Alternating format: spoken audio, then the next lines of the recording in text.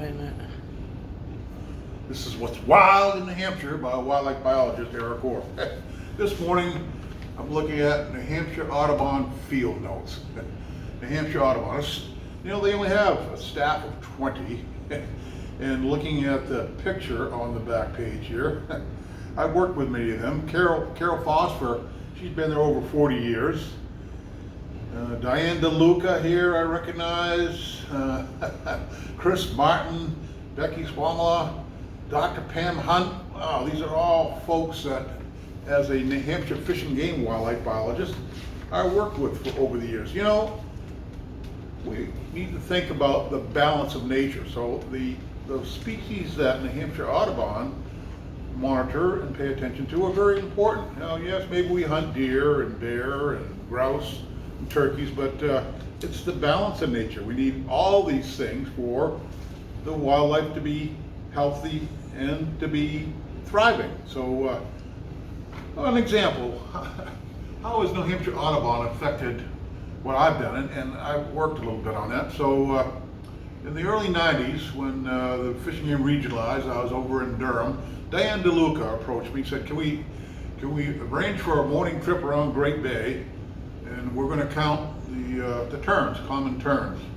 So I took Diane for the next few years, each spring, I think April, mid to late April, around Great Bay in the old maritime boat fishing game. I could borrow that for a morning from the Marine Division staff because I was stationed in Region 3 in Durham. And we counted at most 8 tern nests in all of Great Bay in New Hampshire at the time. I think one year we did find a few nests down in the Hampton marshes or Seabrook marshes.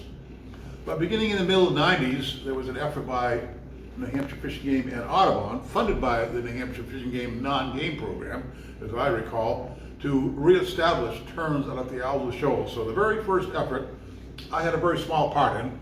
I took the crew out and set up decoys and played the calls of terns on a boombox and set that up, and sure enough, the first year they had a few nesting pairs of terns. Well, the most important part was the Audubon actually had staff that stayed out there at White Island and drove away the gulls. So the gulls were the problem for many years, that they killed the terns. So you had to remove or discourage the gulls.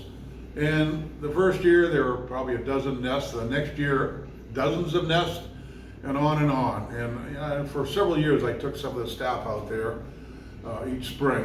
Well, now I think there's something like 4,000 pairs of common terns, plus some Arctic terns and roseate terns, some federally threatened birds. But what have terns done for me? Well, I'm a striper fisherman. My best days of fishing on Great Bay have been led by the terns. I watch the terns. They show me the food and where the stripers are. My striper fishing has improved tremendously because the terns have been restored thanks to New Hampshire Audubon. My hat is off to the Audubon staff. I played a very minor part, but it has been very successful and has helped my striper fishing all along the New Hampshire's coast. Let me just dive into this, and this is kind of an end of the year. They did some work on monarch butterflies. I think I talked earlier about some of the status of birds. Bald eagles. Let's see, bald eagles. 81 territorial pairs of bald eagles in 2021, up nearly 7% compared to 2020. Audubon documented 67 pairs, incubating up almost 4% over 2020, and counted 53 successful nests with 81 young bald eagles fledged. So record numbers of bald eagles. Peregrine falcon, the very next page. Peregrine falcons, let's see. New Hampshire Audubon staff and volunteers. Volunteers, very important for Audubon as it is for the New Hampshire Fish and Game Department. Confirmed 26 territorial pairs in 2021, up 8% from 2020. 17 of which were successful, one more than last year in total.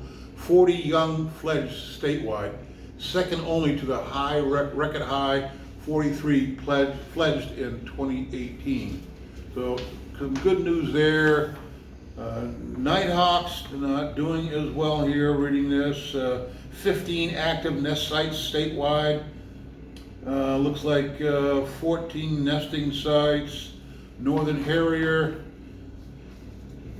Tracking monarch butterflies. So some cool stuff going on by New Hampshire Audubon. Here's one page here somewhere. I wonder if I just looked at is the MODIS system. Let's see if I can find that. MODIS system is a new, oh, here it is right here. The MODIS project. So the MODIS project are these antennas that they set up. I think they're going to put up 18 in New Hampshire, and there's a little microchip you can put in a bird or even a monarch butterfly, and when it flies close to one of these MODIS stations, it triggers a response. So you can, I'm guessing, I haven't talked to them about it, but it probably gives you obviously the time and the place and probably the elevation of the animal that's passing by, and it's a way of tracking wildlife in a very inoffensive way. No big radio collars. How do you put a radio collar on a monarch butterfly? You can't. MODIS. New Hampshire Audubon, New Hampshire Fish and Game is actually leading the effort in Maine and New Hampshire and Massachusetts and Pennsylvania installing these MODIS towers.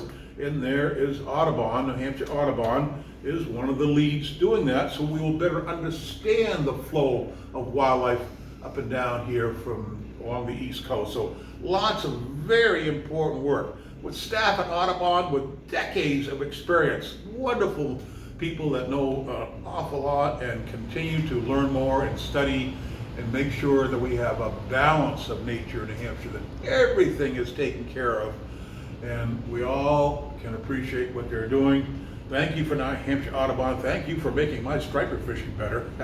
This is wildlife biologist Eric Orr for What's Wild in New Hampshire.